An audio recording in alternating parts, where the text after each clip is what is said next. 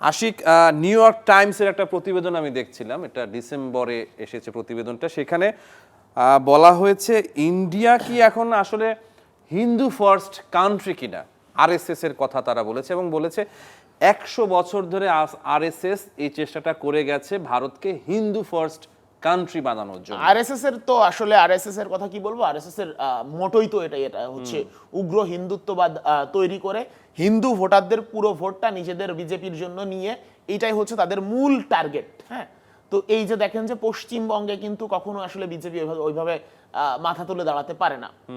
তো এই এই এই ইস্যুগুলো আসলে আপনি দেখেন যে আপনি যদি নিরপেক্ষভাবে যান, কিছু কিছু জায়গা থেকে হচ্ছে যেগুলো আসলে তাদের মিডিয়াগুলো প্রকাশ করে কোনগুলো, আপনি যদি দেখেন যে ভারতীয় যে সকল প্রোপাগান্ডা মিডিয়াগুলো আছে, রিপাবলিক বাংলা, ময়ূখ রঞ্জনের কথা বলতে পারি, একটা মানুষ যখন কথা বলে তার 99% কথা হচ্ছে মিথ্যা এবং উদ্ভট, অবাস্তব, মানে কল্পনার ঊর্ধ্বে যে সকল কার্যক্রম, আসলে সাংবাদিকতার কোনো এথিক্স নাই, কোনো কার্যক্রম নাই, মানে সাংবাদিকতার ধার ধারে না, একদম একটা মনে হয় একটা উদ্ভট লোক পাগলের মতো দৌড়াচ্ছেন এবং যা খুশি তাই বলছেন বাংলাদেশ নিয়ে। এবং এটা কিন্তু আগে ছিল না, এইটাই 5ই আগস্টের পরবর্তী সময় থেকে আমরা দেখেছি।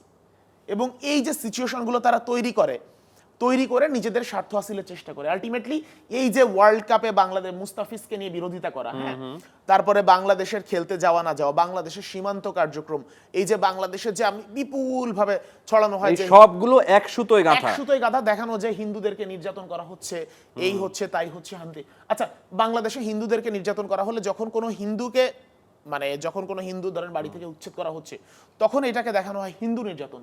কিন্তু যখন কোনো মুসলিমকে অন্য একজন মুসলিম উচ্ছেদ করছে তার ক্ষমতার পাওয়ার দেখিয়ে, তখন কিন্তু বলা হচ্ছে না এটা মুসলিম নির্যাতন। আলটিমেটলি এইটাই হচ্ছে, যে ক্ষমতাধর সে কিন্তু তার ক্ষমতা অ্যাপ্লাই করে নিজের স্বার্থ হাসিলের চেষ্টা করে। আর আলটিমেটলি এটাকে মানে ধর্মীয় কার্ড হিসেবে এখানে ইউজ করা হয়। এইটা হচ্ছে প্রবলেম।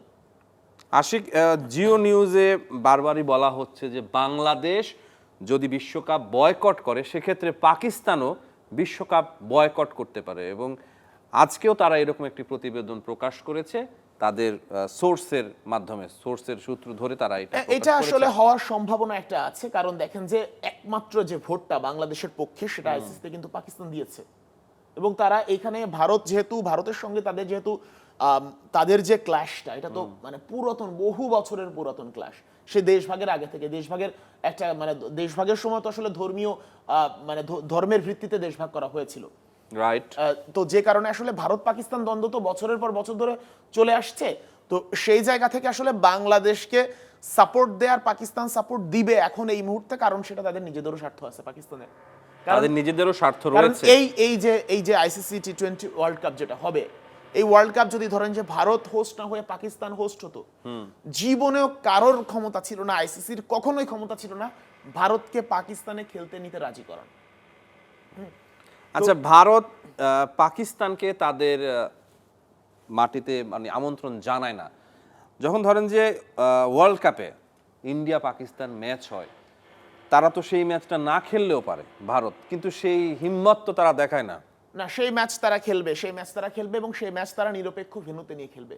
আরেকটা জিনিস আপনি দেখবেন যে এই যে তারা পাকিস্তানের সাথে খেলতে চায় না, আইসিসির সর্বোচ্চ যিনি, তিনিও ভারতীয়। এবং আপনি দেখবেন যখন আইসিসি ইভেন্টগুলো হয়, মানে আপনি ধরবেন যে 60 বা 70% আইসিসি ইভেন্টে গ্রুপ পর্বে ভারত পাকিস্তানের ম্যাচ কেন যেন পড়ে যায়। তারা আর্থিক যে লাভের সেটা আবার কিন্তু ঠিকই খেয়াল রাখে। কারণ হচ্ছে দেখেন যে ভারত পাকিস্তান ম্যাচ যখন হবে, মানে টেলিভিশন সত্য তো সবচেয়ে বড় ভারতের কাছেই, এবং পাকিস্তানের হার দেখার জন্য ভারতীয়রা, ভারতের সাথে ভারতের জয় দেখার জন্য পাকিস্তানের একদম মানে হাউসফুল থাকবে সেটা টেলিভিশন। এবং আমি ধ্রুব রাঠির একটা কন্টেন্ট দেখছিলাম, তিনিও সেখানে একই কথা বলেছেন যে দেখেন পাকিস্তানকে বয়কট করার কথা বলছে ভারত, তাহলে ইন্ডিয়া কেন পাকিস্তানের এগেইনস্টে ম্যাচটা খেলছে? সেটা খেলবে এবং সেটা নিরপেক্ষ ভেন্যুতে গিয়ে খেলবে এবং ওই ম্যাচ যখন হবে তখন ভারতীয় টিভি চ্যানেলগুলোতে টিআরপি মনে করেন যে আকাশচুম্বী হয়ে যাবে। তো এই যে মানে বিজনেসটা, দিন শেষে বিজনেস। আসলে এই যে রাজনৈতিক নেতা যারা আছে না, যতই হিন্দু মুসলিম ক্লাশ লাগাক, এখানে কে হিন্দু কে মুসলিম এদের আসলে কিছুই আসে যায় না। যেহেতু হিন্দু ভোটারের সংখ্যা অনেক বেশি, তো সেই ক্ষেত্রে তাদের সাইড একটা নিতে হবে, এই জন্য আসলে হিন্দুদের পক্ষটা নেয়া, আর কিছুই না।